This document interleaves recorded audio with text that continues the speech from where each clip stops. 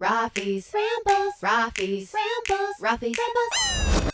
Hola, you amazing artist. I wanted to talk today about, not the last video, but the video before that where I had experienced some burnout. If you are continually feeling exhausted, annoyed, you feel like you're completely unaccomplished, if you feel unappreciated, everything in you wants to just quit whatever it is that you're doing, your art career, whatever it is, if there comes a point where you're like, I don't even know if I want to do this anymore, and I don't care, chances are you're feeling burnout. So I took some time off and really started to evaluate where I went wrong, pretty much, where it was that I put myself in order to experience the burnout that I was feeling. Over the last 7 or so months, we moved.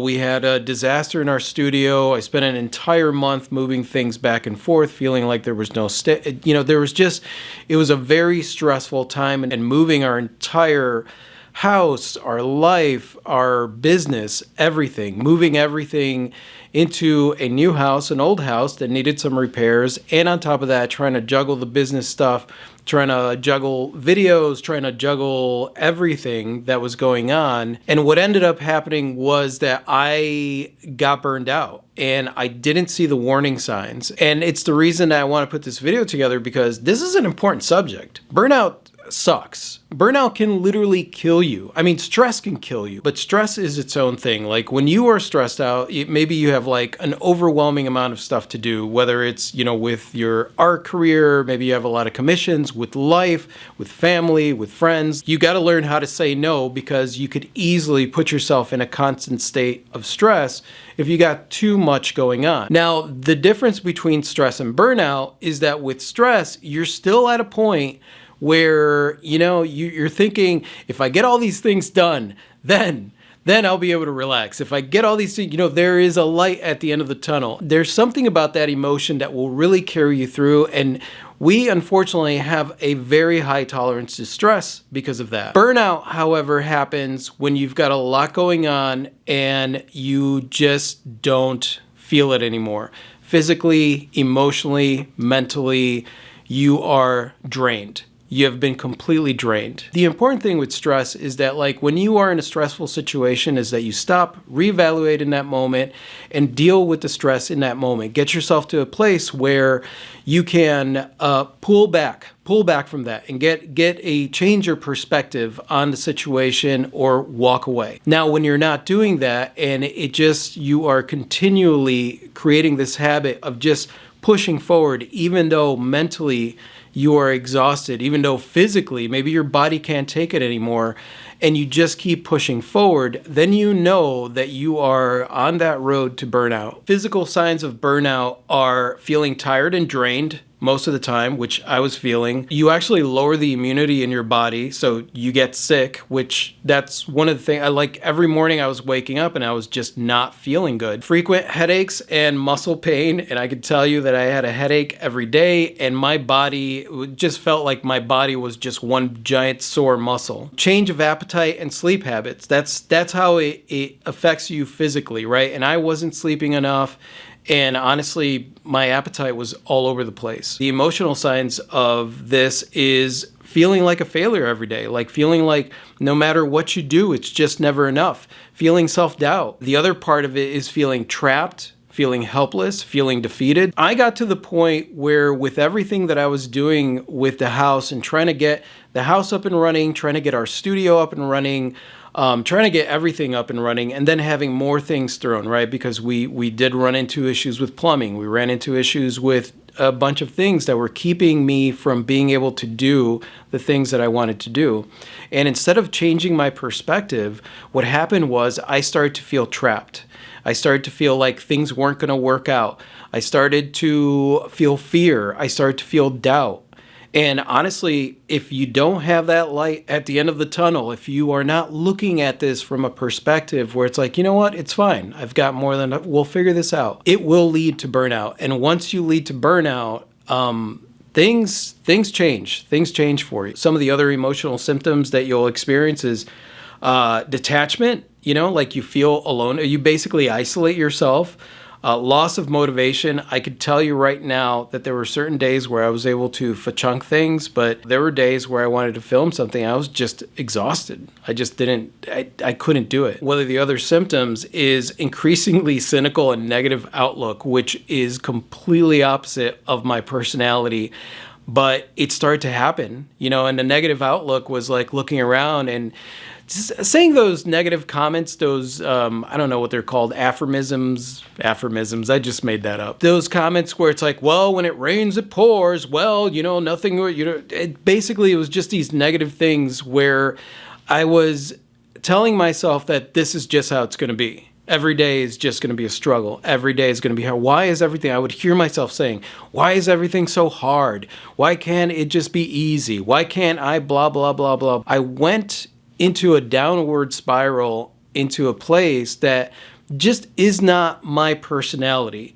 And it's not the personality that allowed me to become successful with what I do. That cynical, that's not me. That's not who I am. And it's not something that will help you get to where it is that you want to get to. The next part, and this is what's interesting to me, is the behavioral signs and symptoms of burnout, right? So like you're overwhelmed, you've got all these things to do, and the first thing you do is withdraw from the things that you want to get done, right? So like you withdraw from it. The other thing you do is isolate yourself from other people. So basically, instead of like seeking help, you like withdraw from what you want to do, and you start to withdraw from the people around you, the people that are there to help you out. You start procrastinating. That's what ended up happening with me, was like I would have these projects and I would like maybe work on half of it, but then I was so exhausted or so whatever it was that I was doing, instead of taking a break, taking a meaningful break, what I would do is put it off and then start on another project. So essentially, I still had a myriad of things that needed to get finished, right? Maybe they were kind of half finished, or maybe I just put a temporary fix on this, or I did a temporary thing on that.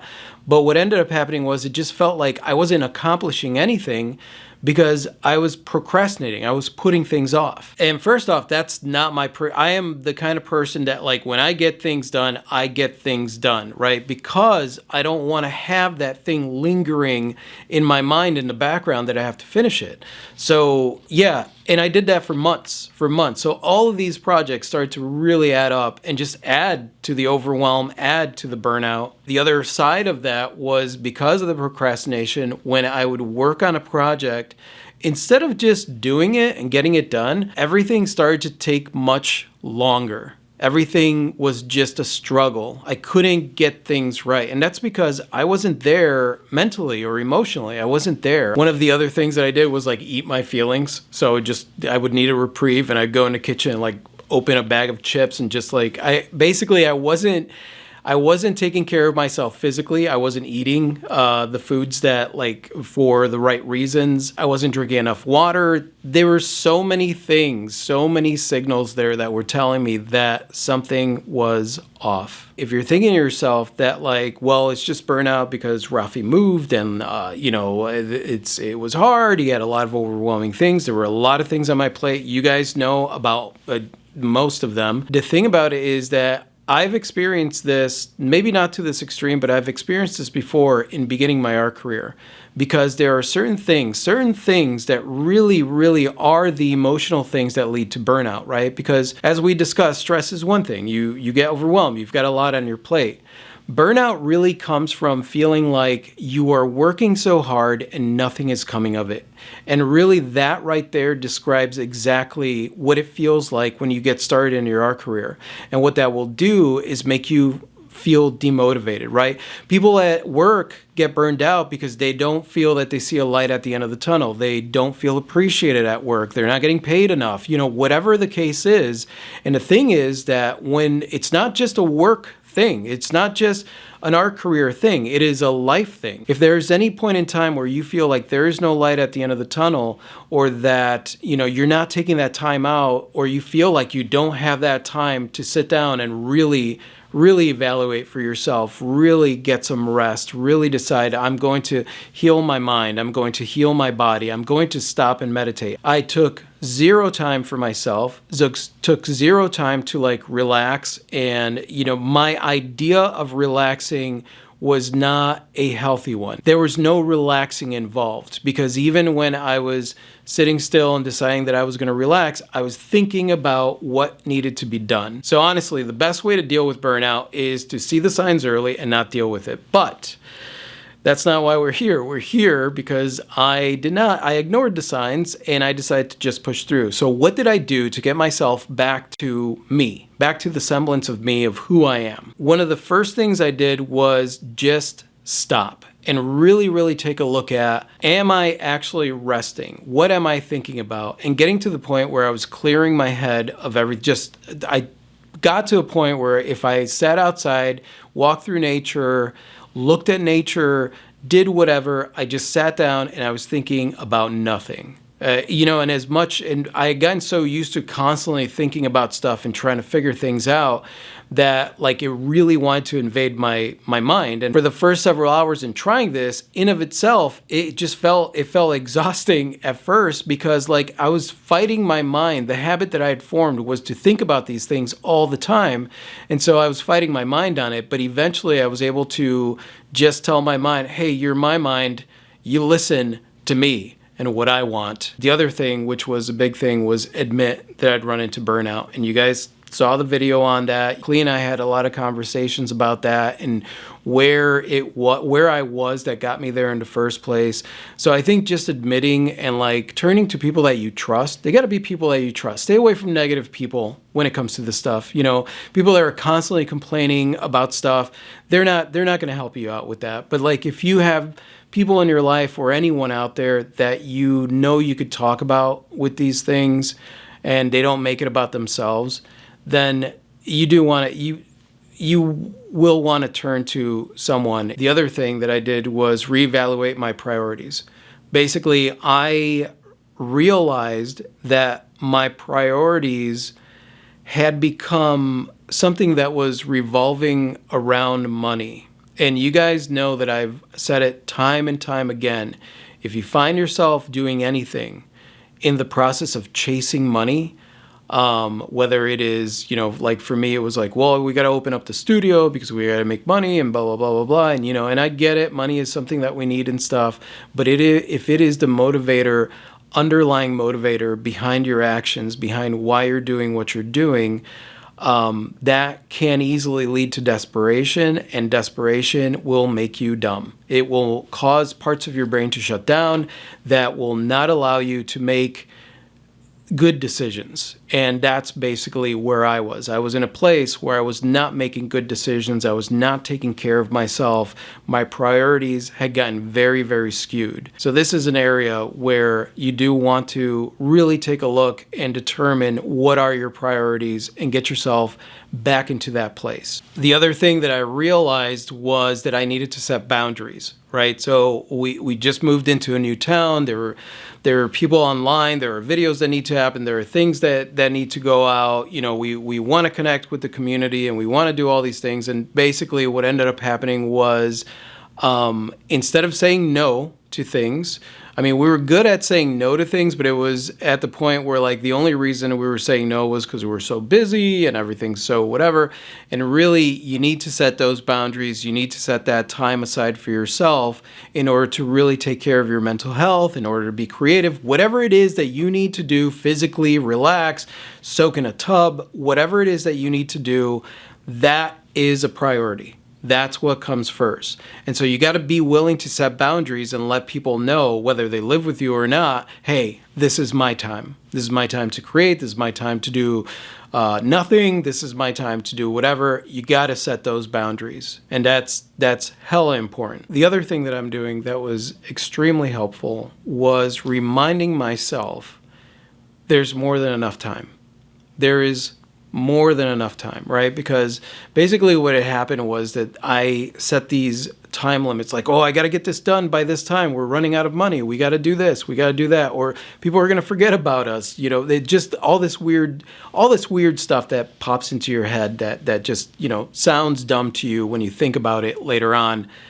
But you got to make time. You got to prioritize your time, your relaxation time, your refueling time, whatever that is. Whatever that means for you, you have to prioritize that daily. Like there should be a routine that you set up for yourself daily to sit and have coffee outside. Enjoy an afternoon. You know, there needs to be that time where you are willing to just say, you know what? I have time to do this because this matters, and there's more than enough time to take care of what I need to take care of. If I get it done today, great. If I don't, then I don't. I would say that my biggest mistake was that it was almost like life and death for me. It felt like I needed to get all these things done. I was not doing enough to get them done. So every day I was feeling like a failure. Self-doubt, insecurity, fear was setting in because usually I count on myself to do things and to just be who I am. But instead, it was like things are outside of my control. That's what it felt like. And the more that I was in that place, the more it felt like things were outside of my control, the harder things got. Physically, emotionally, mentally, I was just spent. And so, but I kept pushing and I kept pushing because of fear, because I felt like I was out of control. So the only way that I can really feel even a semblance of being in control was to push even harder, which eventually made me feel like I was even more out of control because it becomes a self-fulfilling prophecy. Like, you're so stressed out that you're not going to get it done. Well, guess what? You're not going to get it done. At the end of the day, one of the things that we did was do a brain dump. And this is something that I recommend to anybody that's got a lot of things going on. A lot of you guys said that you had moved and you're trying to rebuild your studio.